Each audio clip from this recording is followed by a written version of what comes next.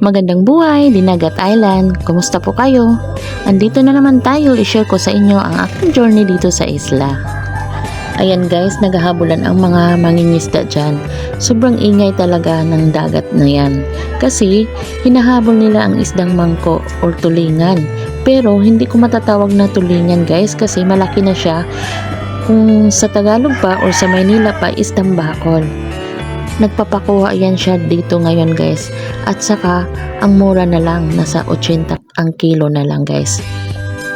Kaya dito sa likod ng aming bahay, talagang masaya, natutuwa ka tingnan ang mga maraming bangka na nag-iingay dito sa likod ng aming bahay. Malapit lang yan dito sa aming bahay guys, talagang matatanaw mo lang. Kaya ako naman ay panay video kaya gusto kong i-share sa inyo ang aming isla para naman matutuwa kayo or natutuwa ba kayo talaga. Charot. Dumako naman tayo, nanguha kami ng sea urchin. Ayan guys, ang aking kapatid ang kumuha niyan. Kami naman dalawa ng aking hipag ay tanggal lang ng laman. Pero yung hipag ko nag-try din siya, pero yung sisid talaga ang aking kapatid kasi yun talaga ang magaling. Ayan guys, una kong binuksan yung padya ang tawag niyan sa sea urchin na yun. Kaso lang sabi ng kapatid ko ay malulusaw daw pag hindi kinakain yan. Kaya ako naman ay dali-daling kumuha ng kaldero at gusto kong kainin kasi sayang naman guys. Medyo hindi kasi masyadong marami ang nakuha namin dyan guys kasi high tide at medyo maalon konti. Kaya sabi ng kapatid ko, hindi maganda ang tiyempo. Pero okay lang yan guys, at least nakakain din ako, nabusog din naman. Ayan guys, o diba, sinabaw ko na yung sea urchin na yan.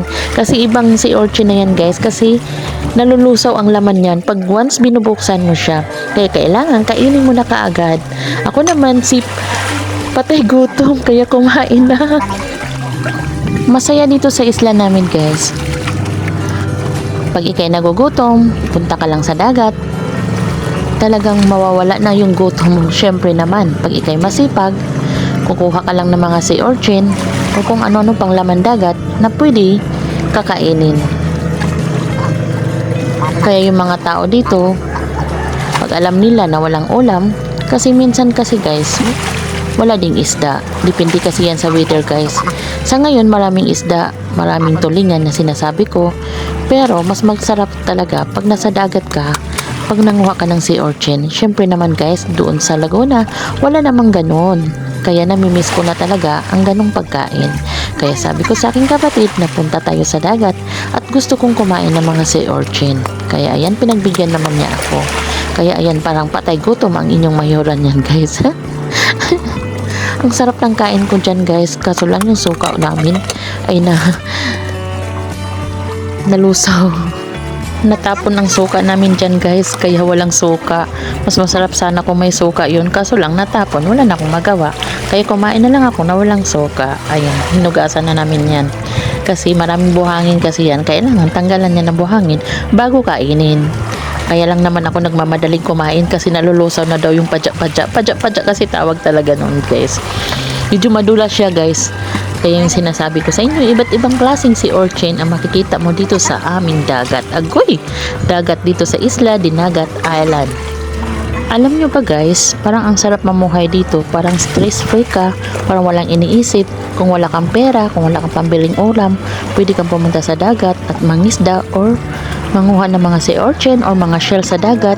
Maraming paraan na pwede kang magkaulam. Kaya kung masipag ka, para-paraan lang, magkaroon ka ng ulam, mabubusog ka pa.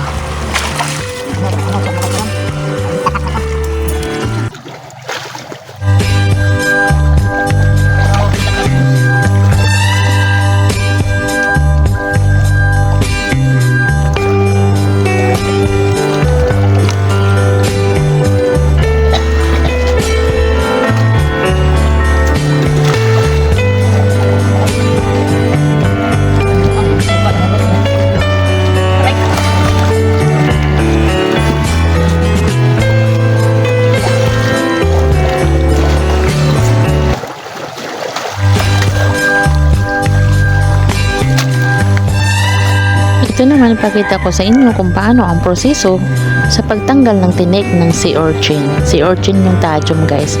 Tajum yan sa Bisaya. Hindi ko lang alam sa Tagalog kung ano ang Tagalog ng sea urchin. Basta yung sea urchin na tajum ay matalas talaga ang tinik. Nakakatakot pag matuksok yan sa balat mo.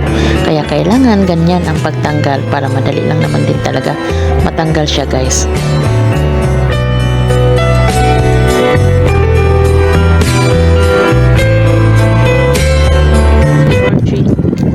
Wala na siyang tinik, ayan. Yun na ang result pag wala ng tinik guys.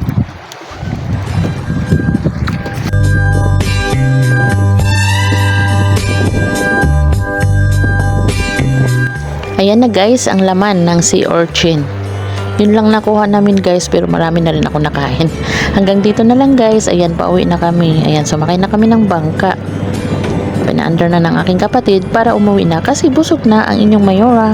Hanggang dito na lang. Maraming salamat sa inyong panonood. Please like and share and subscribe to my YouTube channel para updated kayo sa aking buhay isla. Huwag kayong mawawala sa aking mga video. Bye-bye!